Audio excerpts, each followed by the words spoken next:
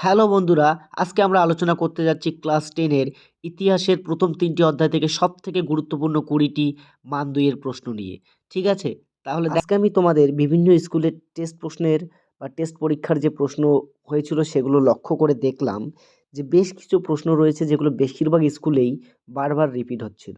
সেই রকমই আমি তোমাদের জন্য সবথেকে গুরুত্বপূর্ণ 4টি কোশ্চেন বেছে নিয়েছি এবং তার সাথে কিছু এক্সট্রা কোশ্চেন বেছে নিয়েছি যেগুলো পরীক্ষায় আসার প্রবণতা ৯৫%। এই প্রশ্নগুলো তোমরা ভালোমতো প্র্যাকটিস করবে। ভিডিওটি যদি তোমাদের ভালো লাগে তাহলে ভিডিওটিতে একটি লাইক এবং চ্যানেলটিকে সাবস্ক্রাইব করে পাশে থেকো। ঠিক আছে? আবারও বলছি এই প্রশ্নগুলো পরীক্ষার জন্য সবথেকে বেশি গুরুত্বের দাবিদার। ঠিক আছে? তাই এই প্রশ্নগুলোকে ভালোমতো প্র্যাকটিস করে তবেই পরীক্ষা দিতে যাবে। তাহলে দেরি না করে শুরু করছি আজকের ভিডিও।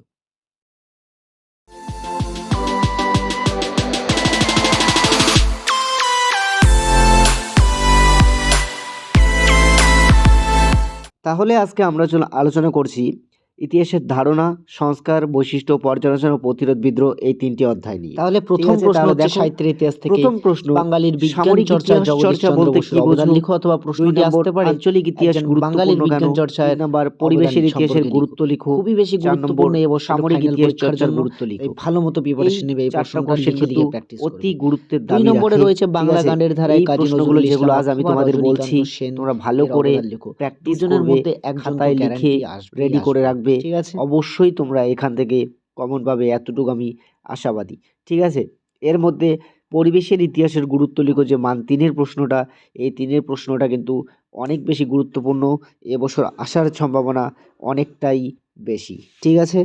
4 নম্বর প্রশ্ন হচ্ছে সামরিক ইতিহাস চর্চার গুরুত্ব লিখো। 5 নম্বর ইতিহাসের উপাদান রূপে সংবাদপত্রের ভূমিকা লিখো।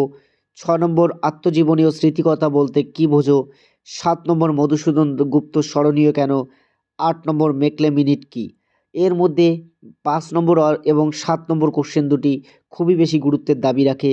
অবশ্যই 5 এবং 7 ভালো মতো প্র্যাকটিস করবে। 10 নম্বর প্রশ্ন আছে স্কুল বুক সোসাইটি কেন প্রতিষ্ঠিত হয়। 11 নম্বর সমাজ সংস্কারে নব্যব্যঙ্গদের ভূমিকা লিখো। 12 নম্বর বাংলায় নারী শিক্ষার বিকাশে রাধাকেন্দ্র দেবের ভূমিকা লিখো। 13 নববিধান কি। 12 এবং 13 খুবই বেশি গুরুত্বপূর্ণ, ভালো করে এই দুটো প্র্যাকটিস করে রাখবে। ঠিক আছে? 14 নম্বর প্রশ্ন সন্ন্যাসী ও ফকির বিদ্রোহের ব্যর্থতা হয়েছিল কেন। 15 চুয়ার বিদ্রোহের গুরুত্ব লিখো। 16 দুদু মিয়া স্মরণীয় কেন। 17 নীলকররা নীল চাষীদের উপর কীভাবে অত্যাচার চালাতো। 18 তিতুমির স্মরণীয় কেন। এখানকার মধ্যে 16, 17 এবং 15 16, 18 এই 3টি প্রশ্ন অনেক বেশি গুরুত্বপূর্ণ। তোমরা এই 3টি প্রশ্নকে খুবই ভালো মতো প্র্যাকটিস করে রাখবে। 19 নম্বর প্রশ্নটি হচ্ছে 19 শতকের দ্বিতীয়ার্ধকে সভা সমিতির যুগ বলা হয় কেন। 20 ফরাজি আন্দোলন কি ধর্মীয় পুনর্জাগরণের আন্দোলন।